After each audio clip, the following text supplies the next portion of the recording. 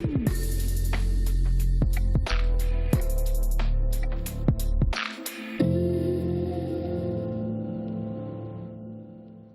tout le monde, j'espère que le week-end a été agréable. Comme d'habitude, on redémarre la semaine ensemble avec un nouveau journal. Voici un condensé des titres en images. Venus de France et d'Allemagne, des étudiants en école d'architecture ont présenté leurs projets imaginés pour le site des anciennes faïenceries de Sarreguemines. Espaces partagés, tourisme, agriculture ou encore logement, les idées ont été nombreuses. L'association T2SB fait le bilan et se projette dans l'avenir. Renouvellement du bail de la gare de Bitche, sortie Vélorail et nouveaux partenariats sont dans les cartons. Ce week-end, c'était aussi les journées portes ouvertes dans les lycées de Sarreguemines. Au Jean de Pange, les élèves de 3e ont été accueillis à quelques mois de leur future rentrée. Au Simon-Lazare, les filières professionnelles et d'apprentissage ont été mises à l'honneur. Portes ouvertes également à l'INSPE de Sarreguemines pour présenter le master qui prépare au concours des professeurs des écoles, avec une particularité, une formation biculturelle en allemand. Premier salon de la gastronomie à Haute-Villers, organisé par la gérante du restaurant La Table de Véro. Une vingtaine d'exposants avec des produits du terroir étaient présents. Côté sport, le Sarreguemines Badminton Club s'incline 5-3 face à Nancy-Villers en championnat interclub de National 3. Les badistes sarregueminois risquent encore la relégation. Et puis pendant ce temps, à Vousse-Villers, le concours de chant Révèle ta voix a vu s'affronter une vingtaine de candidats du secteur sur la scène du W. Et cette semaine, les écoles mettent le monde de la presse à l'honneur. L'occasion de vous dévoiler les initiatives du secteur pour permettre aux jeunes de s'exprimer à travers des médias en ligne. Exemple au lycée Tessier de Bitche, mais aussi à Sarreguemines et Bérennes-lès-Forbach, que vous pourrez découvrir dans notre magazine du jour. Mais avant, tournons nos regards vers le site des anciennes faïenceries de Sarreguemines. On retrouve à l'intérieur une forêt de 7 hectares, un passé industriel important et imposant, le tout relié au centre-ville et desservi par des routes et une rivière. C'est un formidable terrain de jeu pour les architectes car il offre un espace de 33 hectares à redéfinir. D'ailleurs, une soixantaine d'étudiants en architecture, allemands et français, ont présenté aux élus ce qu'ils ont imaginé pour ce site. Regardez. Une rivière qui relie ou sépare le site du centre-ville, des voies de communication à redéfinir, une forêt de 7 hectares, d'immenses halles industrielles aujourd'hui en friche, des bâtiments à la valeur patrimoniale importante, le site des anciennes faïenceries offre de nombreuses possibilités d'aménagement. Et ce ne sont pas les étudiants d'école d'architecture française et allemande et de l'IBA de Sarrebruck qui diront le contraire. Ils ont présenté plusieurs projets de réhabilitation de cet immense secteur de 33 hectares à redéfinir. Avec la Sarre, on a fait beaucoup d'analyses paysagères dans le sens où la Sarre était vraiment une union avec tous les territoires aux alentours et elle était là vraiment, c'était vraiment l'ossature du territoire. Le site en lui-même a offert vraiment toutes les possibilités pour nous les étudiants ou bien les jeunes architectes de se développer et de pouvoir faire vraiment tout ce qu'on voulait. On a eu vraiment la possibilité de réaliser vraiment tout ce dont on a pensé. Des idées dans l'air du temps ont été présentées aux élus de la municipalité comme des projets d'agriculture urbaine. Les problématiques des transports et du patrimoine ont également alimenté les réflexions. Globalement, l'ensemble est absolument très intéressant. Chaque groupe d'étudiants ou d'étudiants nous a proposé sa vue sur le futur de cette friche, sachant qu'à l'heure actuelle, évidemment, rien n'est figé, tout est ouvert. Et nous sommes en train de recenser tous les besoins de la ville, de l'agglomération, en relation donc avec toutes les collectivités, etc., pour essayer de définir vraiment le devenir de cette friche. C'est un travail de longue haleine qui commence, un de ceux qui prennent 1 ou 2 décennies pour que tout soit mis en place. À noter que les réflexions des citoyens sarregueminois sont également écoutées par le biais des comités consultatifs. Samedi, l'association T2SB tenait son assemblée générale à Bliesbruck. Au programme, un bilan sur les 2 dernières années de pandémie et une projection sur l'année à venir. Entre le renouvellement du bail de la gare de Bitche, le développement de nouveaux partenariats et l'organisation de sorties Vélorail, les bénévoles ont beaucoup de projets dans les cartons. On fait le point avec Sonny Sadler, le président de l'association. Suite à la pandémie, on a quand même perdu pas mal de choses, c'est-à-dire que certaines circulations ont dû être remises, mais néanmoins on a pu faire quand même plusieurs sorties Ville-Oreille et on a même eu l'EHPAD de Reichshofen. Donc vraiment on a fait du social, on a brassé large. Ce qu'on a concrétisé déjà, la première chose, c'est notre installation sur la gare de Bitche. Il fallait refaire le bail de la SNCF. On a un très bon partenariat. Ils ont reconnu le travail fait par les bénévoles de Bitche, ce qui veut dire qu'on va renouveler le bail au moins 5 ans. L'association se porte très bien puisqu'on a encore eu des adhérents malgré la pandémie l'année dernière. On va s'orienter aussi un peu avec un partenariat avec le lycée franco-allemand de Saarbrück. Les jeunes, ils viendront chez nous. Il y a un côté historique, la gare, il y a la citadelle. Parce qu'on va faire un partenariat aussi avec la citadelle de Bitche. D'autres nouveautés, effectivement, on a fait une demande de subvention au niveau européen. Jusqu'au jour d'aujourd'hui, on s'autofinance. On n'a pas de subvention. Donc toutes les recettes qu'on a de Ville-Oreille sont pour des investissements en gare.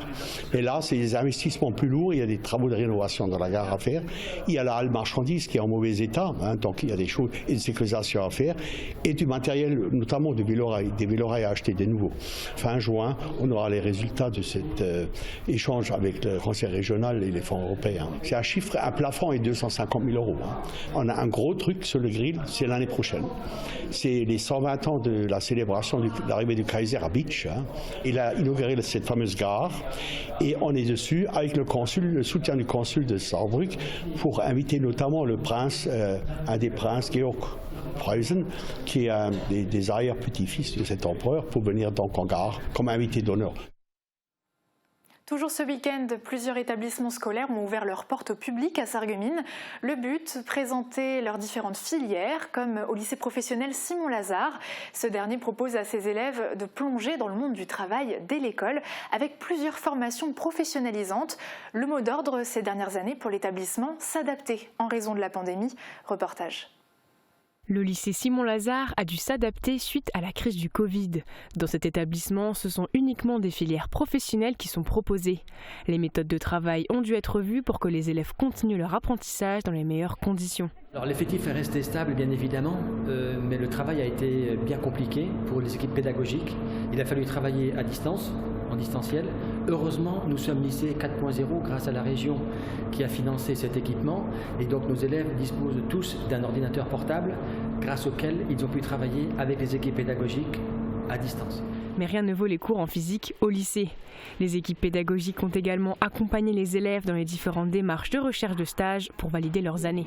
Toutes les sections se sont rapprochées des professionnels avec lesquels ils travaillent habituellement afin de s'informer et d'être au plus près possible du terrain et savoir de quelle manière nos élèves allaient pouvoir être accueillis et intégrés dans les entreprises. Les élèves ont dû se soumettre à certaines obligations comme la vaccination obligatoire pour intégrer les différentes entreprises. 600 élèves sont accueillis en tout, toutes sections confondues au sein du lycée. Les portes ouvertes ont été l'occasion pour les élèves de faire découvrir aux 3e leurs filières, qui sont un premier pas vers le monde du travail. On reste sur les bancs de l'école, mais cette fois-ci au lycée Jean de Pange. Samedi matin, l'établissement général a ouvert ses portes aux élèves de 3e à la recherche d'un lycée pour la rentrée prochaine. Regardez. Chers élèves, chers futurs élèves, bonjour. Ce sont les premières portes ouvertes au lycée Jean de Pange depuis le début de la pandémie. Après 2 années blanches, c'est enfin le retour des 3e au sein de l'établissement.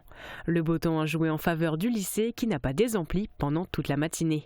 Les familles ont fait le déplacement pour découvrir les nombreuses formations proposées. Le jeune qui, on va dire, ne trouve pas une orientation en enseignement général dans cet établissement, il la trouvera nulle part, je pense, par rapport à nos 10 enseignements spécialités qui vraiment couvrent l'ensemble des champs qu'on peut atteindre. Comme les mathématiques, la physique-chimie ou encore art et théâtre. Sans oublier le bac STMG et les 2 BTS dispensés. Chaque année, le lycée accueille environ 400 élèves de seconde au sein de l'établissement. Jamais 203, c'était au tour de l'INSPE d'accueillir le public. Le campus de Sarreguemines a accueilli bon nombre d'élèves en licence intéressés par la formation.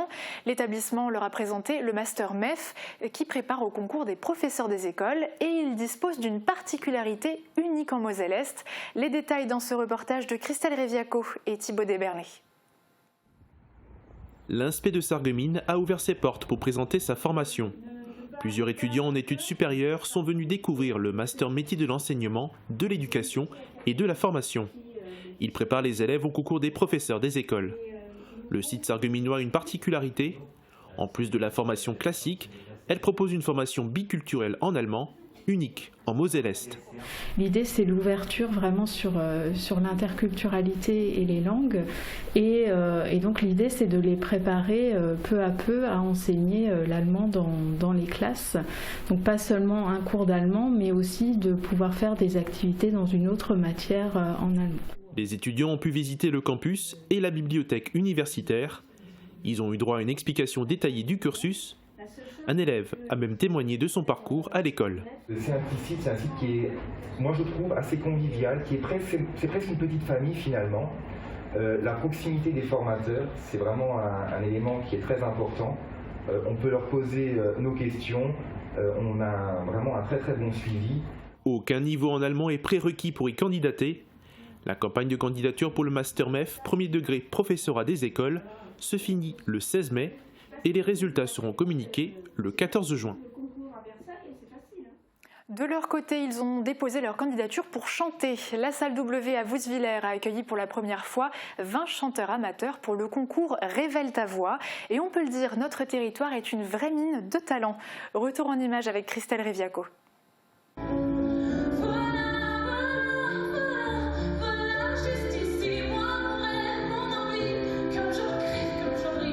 Vous n'êtes pas sur le plateau de The Voice, mais bien à Vousvillers. Pour la finale de Révèle ta voix, ce sont les talents amateurs de 9 à 74 ans qui se sont enchaînés sur la scène de la salle W. Ils étaient en compétition, répartis dans 2 catégories, les enfants et les adultes, le tout sous le regard aguerri des jurys.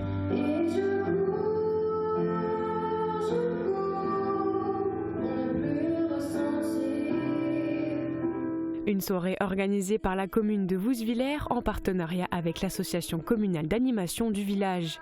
L'idée est née pendant la crise du Covid alors que toutes les associations étaient à l'arrêt. Et donc on s'est réunis il y a à peu près maintenant, je crois, 5 ou 6 mois pour décider de lancer ce concours de chant au niveau régional. Parce qu'on s'est aperçu, de par nos connaissances, notre expérience, qu'il y a beaucoup de jeunes chanteurs ou des moins jeunes chanteurs qui ont beaucoup de potentiel et qui demandent qu'effectivement qu'à l'exprimer sur scène. L'association a reçu plus d'une centaine de candidatures via les réseaux sociaux venant de tout le Grand Est. Mais cette soirée n'a pas seulement un but artistique, elle est aussi caritative. Tous les bénéfices récoltés seront reversés à l'association Une Rose, un espoir du secteur de Vousvillers qui lutte contre le cancer. Et pour cette première édition, le parrain n'était autre qu'Helmut Fritz, le chanteur originaire de Forbach. Le choix final n'a pas été facile pour le jury qui a dû départager entre tous les talents. Et donc la personne qui a gagné, chez les enfants, c'est Liane Zarowski. Et chez les adultes, c'est Jennifer, aide-soignante, qui remporte la finale. Une soirée sous le signe de l'émotion pour les 2 gagnantes. Honnêtement, je pensais pas, parce que j'ai vu qu'il y avait des personnes qui chantaient très très bien aussi. Et honnêtement, je pensais pas. Mais je suis heureuse. Je suis émue et je suis étonnée parce qu'il y avait un niveau très élevé ce soir. Et je suis sous le choc parce que j'aurais pas pensé... que j'aurais pas pensé gagner, mais franchement, je suis super contente. Elles repartent avec des cadeaux liés au monde de la musique. Le concept Révèle ta voix a pour but de se pérenniser et compte bien revenir l'année prochaine. Pour exprimer ses émotions, il y a la chanson, certes, mais parfois difficile de mettre des mots sur nos mots.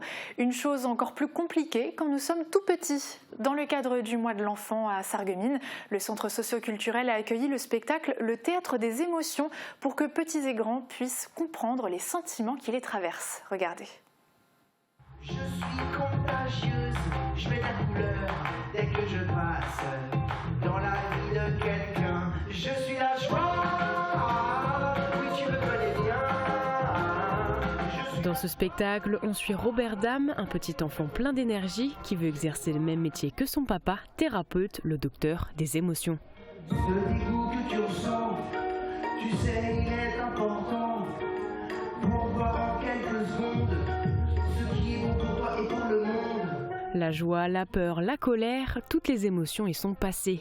Savoir les reconnaître, les comprendre et les accepter, ce n'est pas chose facile. Ce spectacle a pour but d'aider les petits comme les grands à exprimer leurs sentiments pour se sentir bien avec les autres et avec eux-mêmes. Un spectacle qui allie magie, théâtre et sophrologie. On ouvre l'appétit maintenant avec le premier salon de la gastronomie organisé à Hautevillers par Véronique Tinès, restauratrice dans la commune.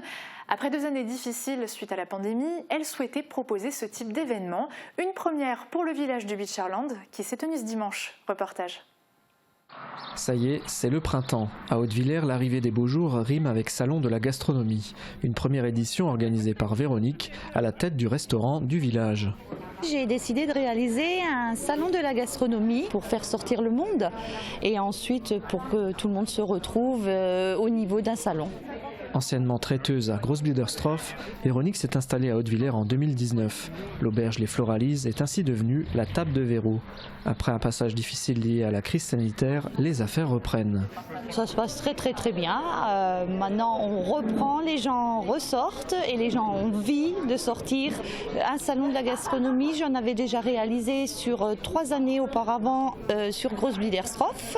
Et là j'ai décidé de ramener ce projet à Hautevillers aussi en même temps. À côté du restaurant.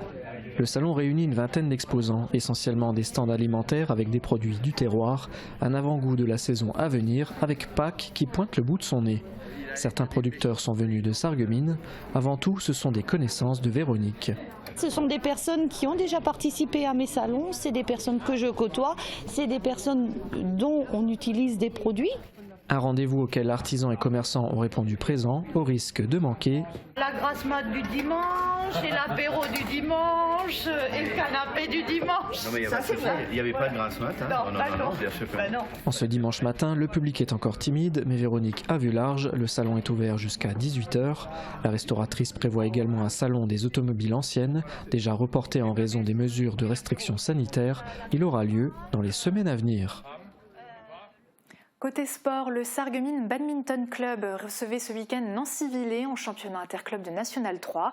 Un match important pour les faïenciers qui évoluent à ce niveau depuis 2014 et ne sont pas à l'abri d'une relégation. Malheureusement, le club sarregueminois s'est incliné 5-3, une rencontre où le suspense était présent jusqu'à la fin. En voici le résumé signé David Orès. Nous avons fait le choix de renforcer les doubles, enfin surtout le double homme, et puis de laisser un peu filer le double mixte 2. C'est-à-dire que nous projetons éventuellement de gagner tous les matchs, hormis le mixte 2. Je ne suis pas bon au jeu des pronostics, je dirais qu'une victoire 5-3 me suffirait. Dernière rencontre à domicile de la saison pour le Sarreguemines Badminton Club. Les faïenciers affrontent Nancy-Villers, concurrent direct pour le maintien en National 3.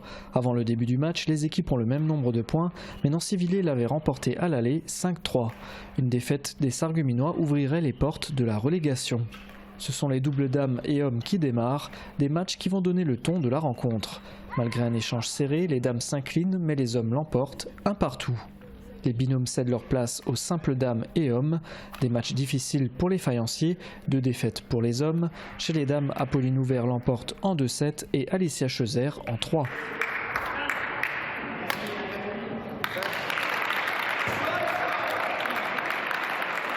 Score 3-3, la tension ne descend pas. Reste alors 2 matchs en double mixte. Le premier est très serré, mais Sarreguemines perd en 2-7, 21-16 et 21-19. Pas d'espoir de victoire pour le second binôme, dont le niveau d'écart avec les adversaires est trop important. Score final 5-3 pour Nancy-Villers.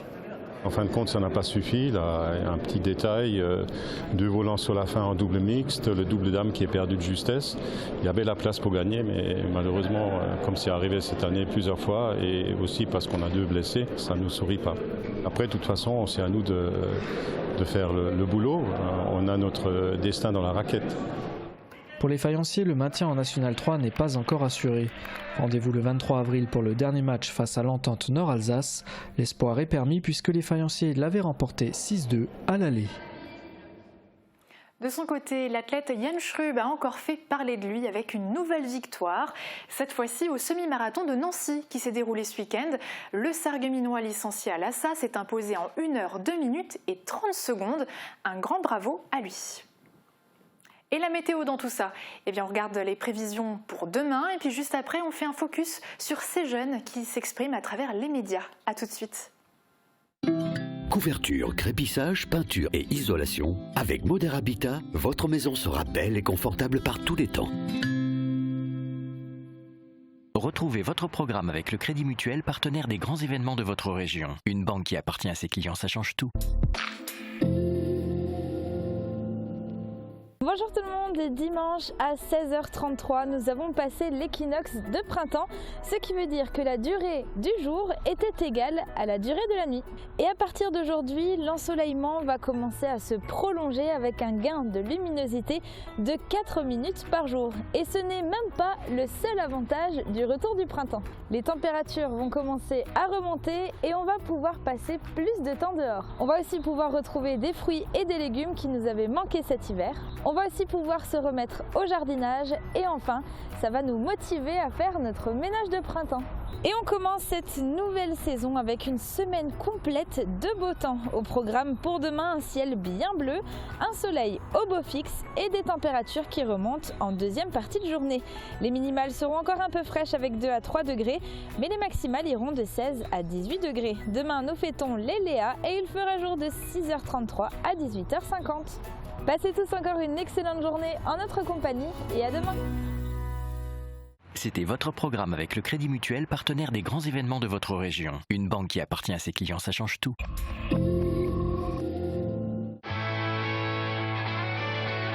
Incroyable nouvelle, la Terre est plate. La ville de Sarreguemines vous propose une grande saison du Platt et des langues pour la 24e édition du Miret de Platt. Le Platt se déploie dans les lieux les plus variés et en direction de tous les publics. Au programme, de nombreuses animations, des spectacles, des rencontres et des ateliers. C'est parti pour une année sous le signe du chant des langues. Retrouvez le programme complet sur www.sarreguemines.fr. Nouveau chez le Roi des Vins, la cloche. Découvrez une très large gamme de fromages et de charcuterie tout en profitant des conseils de nos vendeurs spécialisés. Composez votre plateau découverte sur mesure qui saura ravir vos papilles et celles de vos invités. Des produits haut de gamme et irrésistibles, le Roi des Vins à Styrin-Vandel, le temple des gourmands et des gourmets.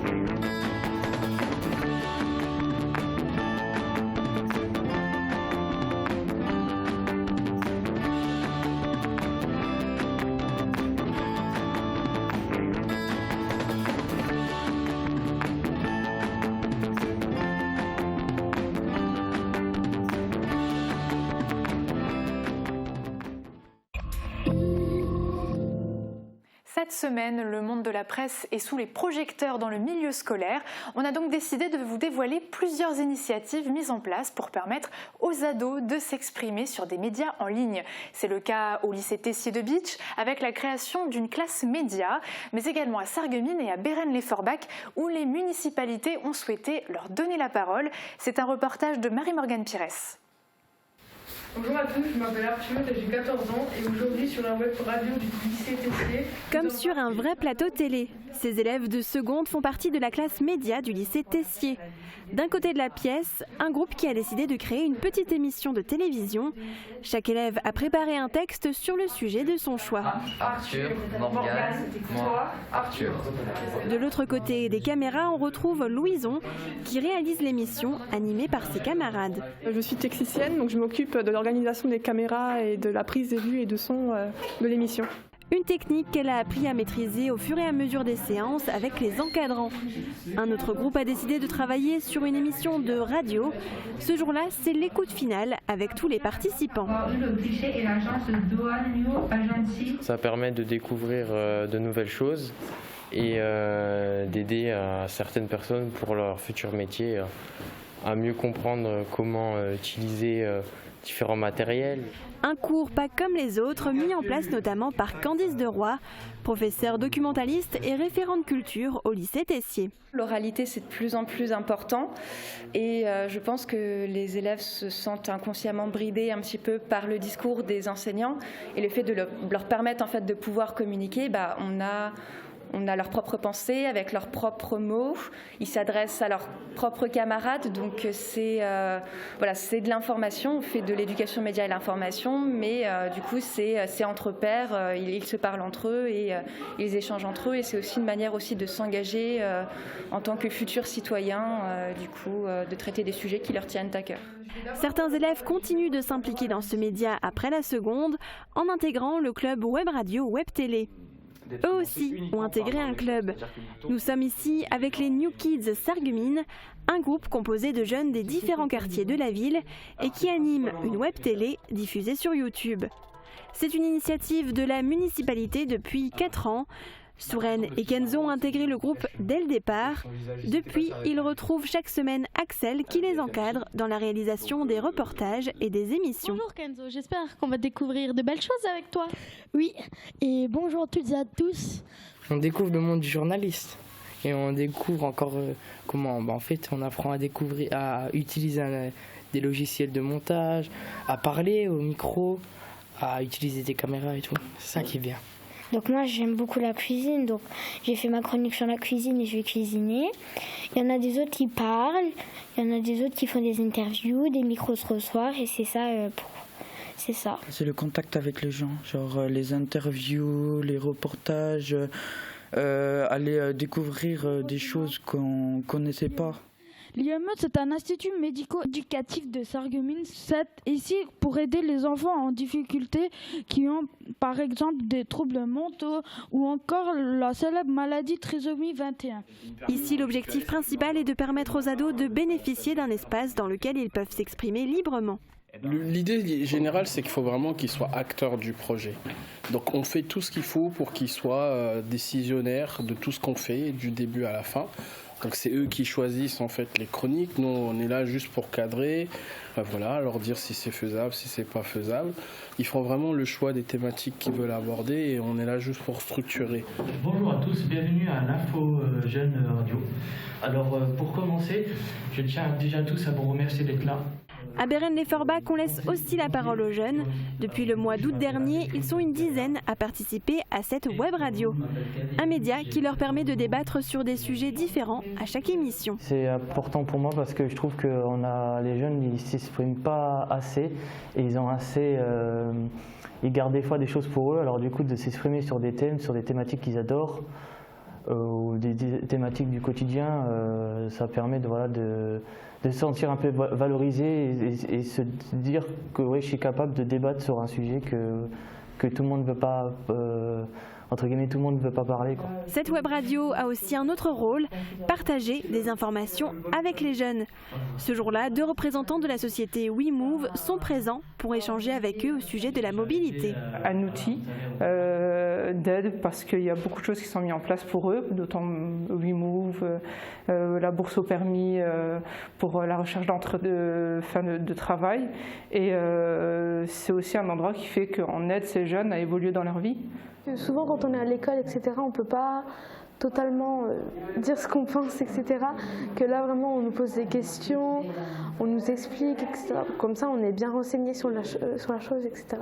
On a nous maintenant et par rapport à ce que les personnes un peu plus âgées que nous avaient à notre âge, peut-être que eux ça va les choquer. Si l'ensemble de ces jeunes sont des journalistes en herbe, tous ne veulent cependant pas en faire leur métier.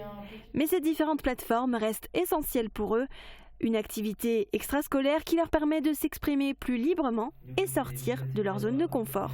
Et en voiture, pour plus tard... De vrais petits journalistes en herbe. Alors n'hésitez pas à suivre leur travail qui mérite bien sûr d'être encouragé. De mon côté, vous connaissez la chanson, je vous invite à nous retrouver sur les réseaux sociaux et notre site internet. En attendant, belle journée à tous et à demain.